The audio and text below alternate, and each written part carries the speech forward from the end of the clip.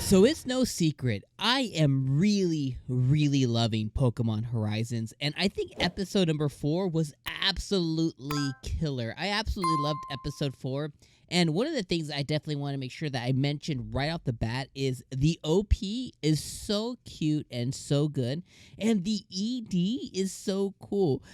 So the EDs of Pokemon have always, not always, but for the most part, they've always introduced some kind of Pokemon rap. And in this one, it introduces Roy and a couple of the other different characters in the ED as like a Pokemon rap. So it's like a pretty cool little banging. It's a pretty cool little theme. But then they're like, Charmander, Gengar, Wartortle, Squirtle, whatever. So they go through the little Pokemon rap, and it's just really cute, really cool, and the art is really good. I'm a big stan for like really good animation and really good art, and the art is like graffiti style art, and I always really appreciate. Like today, I'm wearing my Splatoon shirt, so I'm always a big stan when it comes to like graffiti type, art, especially when it comes to like anime and stuff like that. Like I'm big into that, and I really love it quite a bit. So I want to make sure that I hit on those two things, before I say anything else. Now, here's the thing. If you this is episode number 4, so if you've been following my progression with episode my absolute love for episode 1, through episode 2 and episode 3, one of the things that I've been talking about is I think Liko is such a really good main character for Pokemon, and she is a breath of fresh air, and I keep saying that over and over again. Like, she's compelling, she's charming, she's cute, she's aware, right? She's talked about being the heroine. This episode, she talked about like what kind of weird scenario am I in? She was like, what kind of scene from some weird show am I in, getting saved by this random kid? So like over and over again, like she's making it evident how like she is so deserving of being like our main character. And if you haven't followed me through those episodes, one of the things that I've been saying is I'm so worried about the introduction of Roy. Now, this episode went ahead and introduced Roy, and my worries aren't quelled, but I'm going to hold back my full opinion until we get a little bit more of Roy. But here's the things that kind of make me a little worried is, one of the things I really wanted to stray away from is the Ash type character, the one who like wants to be a champion and who's kind of stupid and who's like, everything excites him, like over excites him. All these different things that Ash brought to the table that just got really old, and I don't really want to see any more of it. That's why I really appreciate Liko, because she's like, she's stumbling. She doesn't quite know what being a Pokemon trainer really means. She doesn't know what her goal is, right? Like, she didn't wake up at 10 years old and say, I'm going to get a Pokemon and be the Pokemon master. She woke up just saying, like, this is the path I should follow. I don't really know what that means yet. She's timid. She doesn't quite know how to, like, be a trainer. Like, she has all of these things. I'm like, yes, this is exactly what we needed. But then now we introduce Roy, and a couple of red flags for me so far with Roy is he's been singled out to an island, and he wants to go explore the world. He wants to go and discover, right? There was they showed the preview for next episode, and he obviously got electrocuted or something, but his hair's in a fro, and that just brought me about a lot of flashbacks from Ash. Now again, I don't like.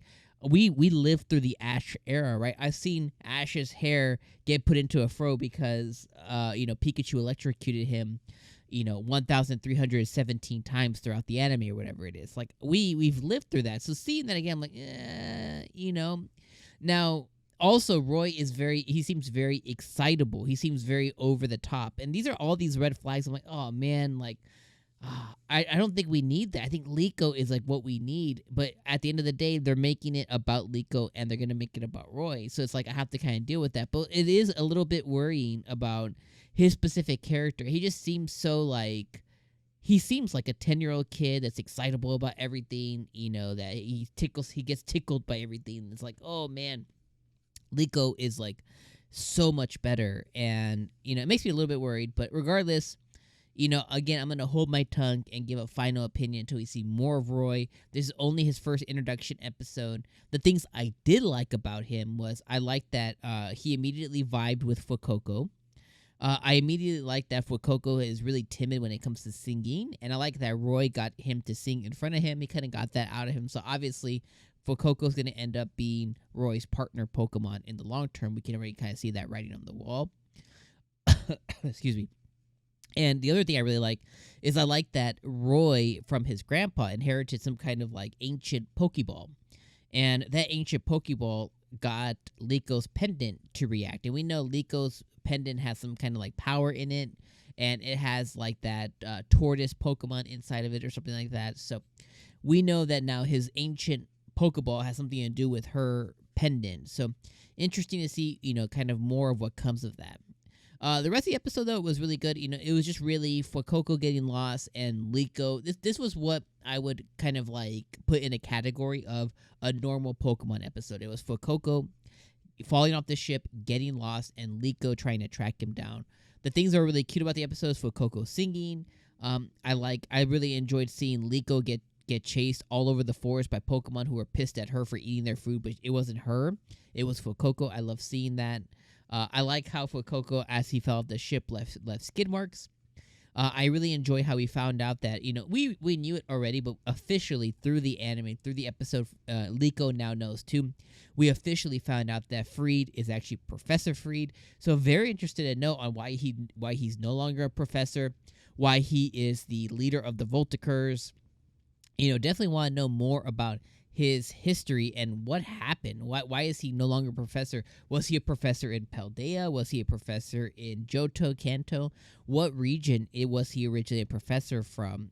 My gut tells me Paldea, but interesting to learn more of what ends up coming of that. Like, what happened for him to kind of quit being a professor. I can't wait to learn more about that as well.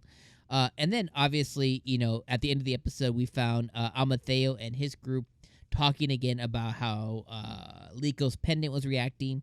And the bad guys, this specific, Team Rocket was always put as like the villainous bad guys. These specific ones, these guys seem more like, researchers, but are going about it like a villainous way. They don't inherently seem bad to me. So I really want to know more about 𝐜𝐴mateo, his group, who are they funded for, who are they work by, and stuff like that. And again, I already mentioned it, but the ED and the OP are very, very cute. Oh, last thing I'll say too is this episode Liko did change out of her school uniform. She mentioned, I can't wear my school uniform forever. And honestly, I could feel every Scarlet and Violet, every Pokemon Scarlet and Violet player's heart break. On my gaming channel in the description, if you guys want to check that out, I made a video of like, how, for Pokemon Scarlet and Violet, the video game. I made a video like, here's how you change your uniform, here's how you change your clothes, and everybody in my comments, I think I have like a lot of views on that. Every comment's like crying about how they can't change their school uniform. Like, yeah, sorry, you're a student, can't do anything about it. So I could hear every Scarlet and Violet player's heart break when Liko was like, I can't wear my school uniform forever, we're not at school. And everyone was like, exactly. But regardless, episode 4, another great episode of Pokemon Horizons. I'm loving this anime so far. I'm loving Pokemon. It's gotten me to fall in love with the anime again, and it's on a good trajectory to just kind of really keep my attention. I just can't wait to see more. I'm having a great time watching it, and it's been a ride, and I love Liko. I want to get me like a little Liko plush now. So anyways, let me know what you guys thought about episode 4 and Roy's introduction. All right, my friends, I'll see you guys next weekend. Peace.